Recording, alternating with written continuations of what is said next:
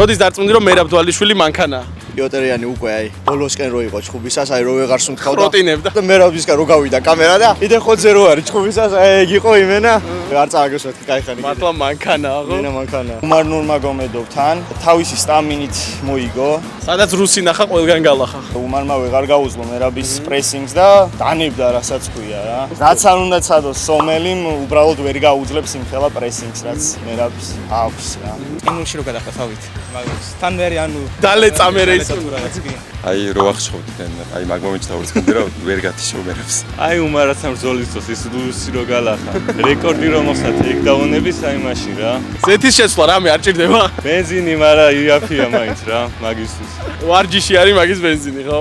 აი როდესაც წავიდა ამერიკაში მშენებლობაზე დაიწყო მუშაობა და მე UFC-ში გაიჩნდა რა ეგ არის ძალიან დიდი მიღწევა და წარმატებები მერავს ახლა კიდე 8-ში აქვს ჩხუბი პიტერ იანს რომ მოუგო ხაშენ გავიგე რომ მაგის სტამინა მანქანას ავიწყო რაც უფრო მოუგებს კიდევ ერთხელ ჩონომალს. კი თუ ერთხელ გააკეთა მეორეთაც ავცილებ და ჩეძლებს მანქანა შეუჩერებელია?